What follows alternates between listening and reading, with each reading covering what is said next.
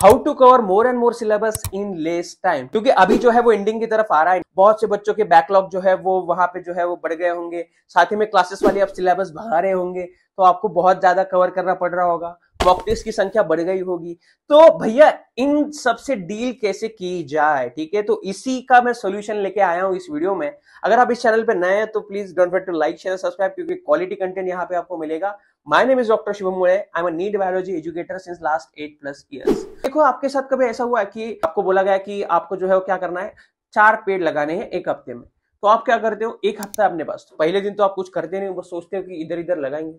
दूसरे दिन भी आप कहते हो कि अभी 5 दिन है।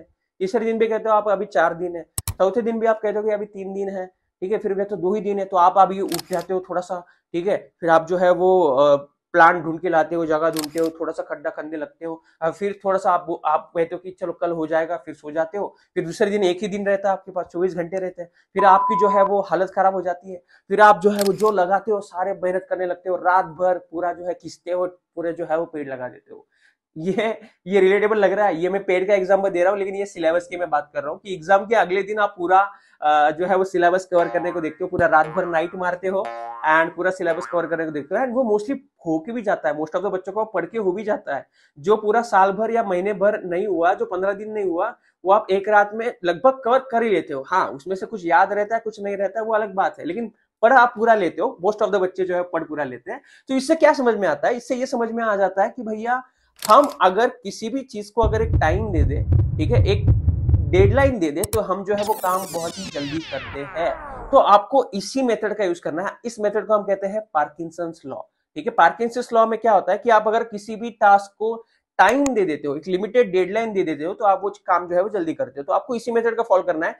3 स्टेप है इसको फॉलो करने के, जो जो मैं बताऊंगा, तो वो 3 स्टेप्स को जो है वो आपको काफी अच्छी तरीके से फॉलो करना है। सबसे पहला स्टेप आता है give the task fake deadline. ठीक है, फेक डेडलाइन आपको टास्क को देनी, जैसे कि आपको सैटरडे को एग्जाम आ रहा है। सैटरडे को आपको मालूम है कि सैटरडे को यहाँ पे हमारे 3 चैप्टर फिजिक्स के आ रहे हैं, 3 चैप्टर केमिस्ट्री के आ रहे हैं, 3 चैप्टर बायो के आ रहे हैं।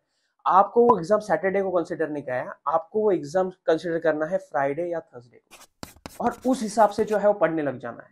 ठीक है, कि फ्राइडे सैटरडे को एग्जाम है, लेकिन आपको फ्राइडे डेडलाइन आपने रख ली या फिर आपने थर्सडे डेडलाइन रख ली, और फिर आपको जो है वो वहां पे सिलेबस पढ़ने को लग जाना है। उसकी प्लानिंग आपको फ्राइडे या थर्सडे के हिसाब से जो है वो करनी है।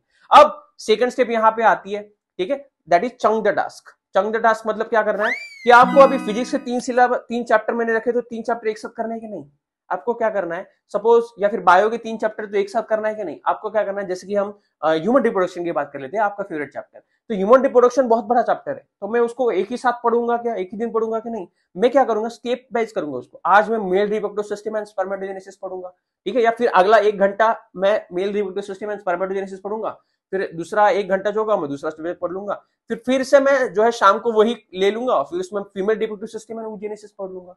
फिर आज का हो गया, फिर कल जो है वो मैं फर्टिलाइजेशन पढ़ लूंगा, परसों में पोस्ट फर्टिलाइजेशन एंड पार्चुरेशन वहां पे सब पढ़ लूंगा, परसों तक मेरा चैप्टर खत्म हो जाएगा।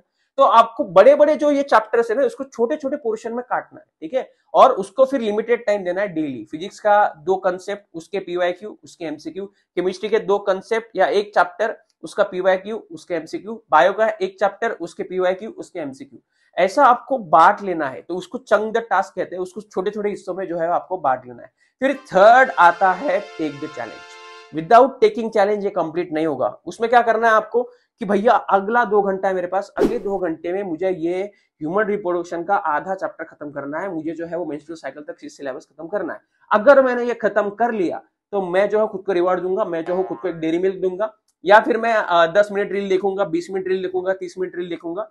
ठीक है, ये खुद को रिवॉर्ड दिया। 30 मिनट ज्यादा हो गया, 10 मिनट ठीक है भैया, ज्यादा भय मत जाओ।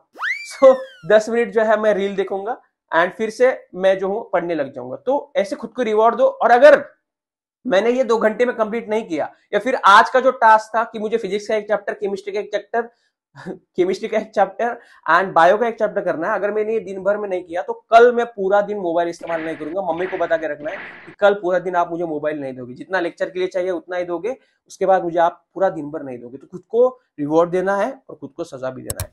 होप आपको ये आज का वीडियो पसंद आया होगा। हमारी most asked MCQ point series चल रही है, जहां पे मैं 100 डेज 100 एमसीक्यू पॉइंट्स ला रहा हूं। तो शॉर्ट सेक्शन में जाके वो जरूर चेकआउट करना। 1 मिनट में 8 से 12 मार्क का कंटेंट में दे रहा हूं। एंड साथ ही में अगर आपको पर्सनल मेंटरशिप मेरी तरफ से चाहिए, तो नीचे डिस्क्रिप्शन में जो है मैंने दिया है पर्सनल मेंटरशिप का लिंक। टॉपमेट का, उस पर क्लिक करो, पर्सनल 1-to-1 मेंटरशिप क्लिक करो और अपनी समस्या का समाधान पाओ।